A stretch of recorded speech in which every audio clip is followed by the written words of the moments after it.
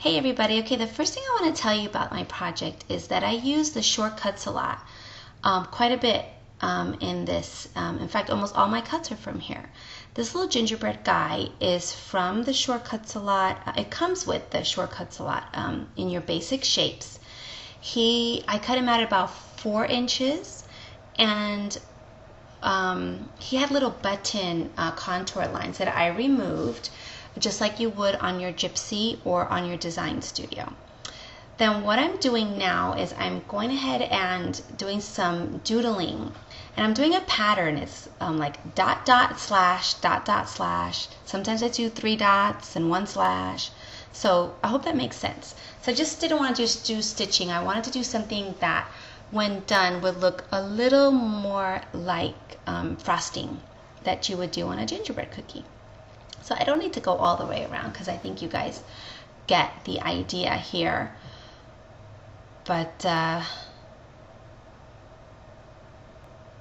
it's pretty random, and you don't have to be perfect with this, okay? So I've already done one here for you so you guys can see it, okay? Then I've already stamped this face. Isn't that cute? From the Peachy Keen's Everyday Faces. It's the largest stamp that you can get. I just use in that set, and I highly recommend it. I just use the oh gosh, what am I trying to say here? Oh yeah, the Stampin' Up! Basic Black. Hey, you guys notice that my video's backwards? Because I flipped it, so it's my letters aren't cut out backwards, but just so you know, just in case you're wondering. Alright, so I'm taking my Sakura pen, and do you notice where I've got the whites of the eyes? What a difference, huh? When you do that. So I'm going to go ahead and add that to my other little gingerbread guy. What my banner's going to say is, it's that time of year. So it's kind of long. So I think I've had 16 letters. This font is Poor Nut, and I cut these letters about 2 inches. Also included on my Short-Cuts a Lot. I'm going to be doing a video soon on how you use your Short-Cuts a Lot to do something like this. It's really, really simple. I highly recommend that. I think for the money you get a lot of use, a lot of versatility from your Cricut by using that. So there you go with that. Okay, and I used my tweezer bees to help me out. Love that little tool as well. So there's my little guy. I decided to use a kind of a tag. It was a tag shape that what I did was there was like a little hole on the top, and I'm using a solid paper, red and green. So there's a red and a green. There's a little hole on the top, and I remove the contour lines on that, okay? And then pattern paper that's going to go on the top of it like this, okay? And my solid paper is cut at 5 by 7, and my pattern paper is cut a little bit smaller at 4.5 by 6.5. These are the colors of paper that I'm using. Now, they're not traditional Christmas paper, but I decided to challenge myself because you know what? I went to Michael's and Joann's, and I don't know if I missed a sale or something, but there was no Christmas paper. So I had to go home and look at my stash. And I thought, you know what, this is an opportunity to kind of stretch myself. So I've chosen these 3 colors of paper to represent my green values. And you can see that there's gray and there's blue in here as well as the green. And then these 3 patterned papers as my red values. There's orange and there's blue in this as well.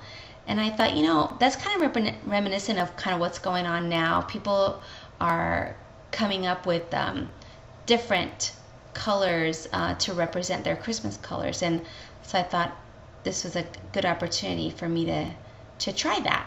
And I think in the end you'll like the way it came out. I was really happy. I was a little nervous, but I was really happy the way it came out. So very simply what we're doing here is taking my red value paper and putting it on my green solid. So kind of alternating there. Using my ATG to attach my paper. I love my ATG.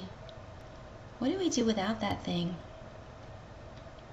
Before it was invented, or before we realized that we could use it for paper crafting.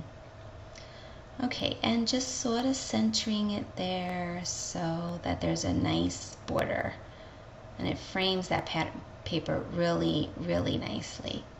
I was really happy with that. You know, and I'm going to apologize that my camera wasn't completely centered, so like the top half of what I'm doing is like cut off. All right, so once again, I'll show you it again. My ATG will go around my patterned paper and we'll attach that down. In this video, I'm just going to show you what I did for the main portion of my banner, but there's some other elements that I decided to add later. So here we go, adding that, and here's the one bad thing about your ATG.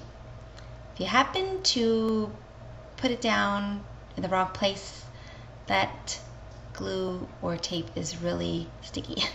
And so there's really no way at this point for me to rip it off, because it's thin pattern paper. If it was cardstock, maybe. But no, luckily I cut extra.